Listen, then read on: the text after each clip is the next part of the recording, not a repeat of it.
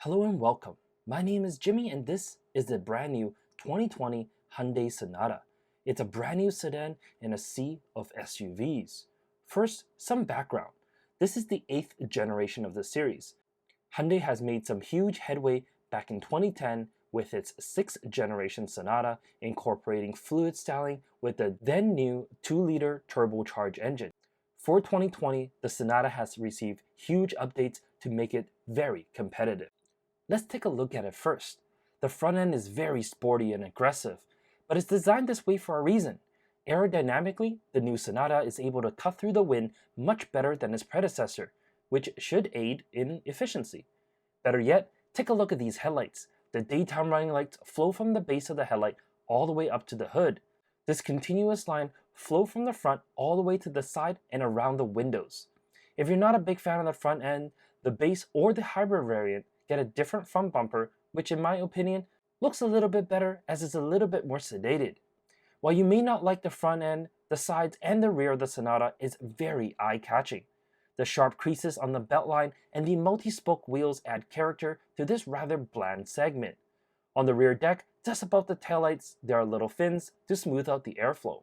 Opening the trunk and reveal up to 16.3 cubic feet. That's big enough for a few suitcases and more. The rear seats can also fold down to hold even longer items. Moving to the rear seats, and you'll be surprised with the amount of room available. Even with the panoramic sunroof, the rear seats are more than accommodating. There are also built-in seat heaters that can be activated with a switch on the door. No, it's no limo, but the space here is plentiful for anyone of height. The lower anchors are easily reachable for child seats, and their windows are nice and big, allowing for plenty of light to enter the cabin. As for the front seats, they are very supportive. While it may not be as comfortable as Nissan's zero-gravity seats, these aren't far off. On this range topper, the seats are heated as well as ventilated to ensure both front occupants are as comfortable as they possibly can be. The only thing is lacking is lumbar control. While it does have fore and aft, it cannot move up or down. The rest of the cabin is freshly updated. From the doors to the dash, the cabin looks great. While there are some lower quality materials lower down, the shape and the style is very elegant. At night, there's even ambient lighting stretching across the dash to brighten up the interior. Like some later model BMW and Mercedes vehicles, you can even change the colors to really suit your mood. In front of the driver, we have a brand new digital instrument cluster. Hyundai has put in some work to make this really stand out. Something you may notice, the tachometer rotates counterclockwise, kind of like an Aston Martin. There are some real benefits to this digital cluster as well.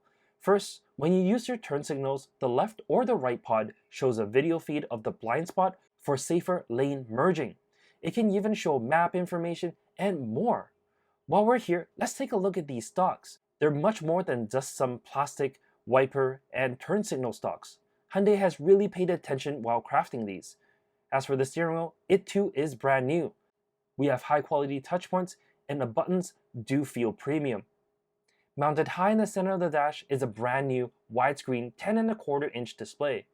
Hyundai has made great infotainment systems in the past, and it definitely does not disappoint. It has Apple CarPlay, Android Auto, and can even generate ambient sounds like rainforest, a warm fireplace, or even sea waves.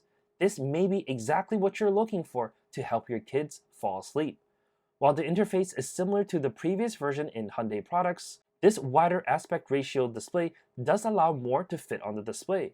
You can see up to 3 menu items at once. There's also physical volume knob, which is always appreciated.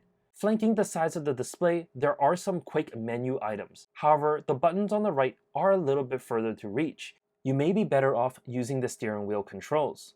As for the climate control, the simplicity continues. It's easy to use with 2 rotary knobs, one to control driver and the other to control the passenger temperature. There are also 3 auto settings. For those of you who have used auto climate controls before, I'm sure you felt at any given time that the car just believes you need a much higher fan speed when a lower fan speed would do. This 3-stage automatic climate control is a remedy to all of those problems. Unlike most cars, the Sonata opted for a push-button shifter. While it's not everyone's cup of tea, and it certainly takes some getting used to, it does save quite a bit of space within the lower cubby here. So much so that Hyundai was able to put a large cubby space just to the right, allowing for a wireless Qi charger so you can charge your mobile devices. Moving from the interior, let's talk about what we have under the hood. On this particular model, we have a 1.6-liter turbocharged 4-cylinder. The base engine is a 2.5-liter 4-cylinder. The 1.6-liter turbo that we have here is actually quite unique and contains a lot of technology. It has something called continuously variable valve duration, and it's a first of its kind. What this means is able to cut emissions, increase efficiency, and performance. Best yet, it's actually very quiet while cruising and has a pretty nice engine note during harder acceleration.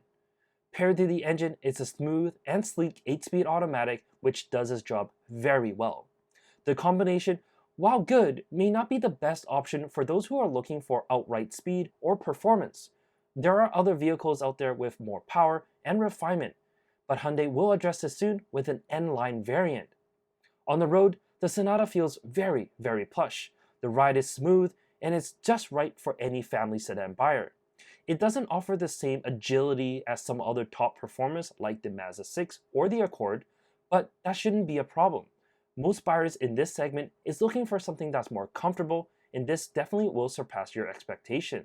As for safety, the Sonata has all the bells and whistles. There's lane departure warning, radar-guided cruise control, lane follow assist, high beam assist, and even rear cross traffic alert. Best yet, all these features are standard equipment, even on the base trim. On higher end trims, we even get this excellent surround view camera and a smart park feature.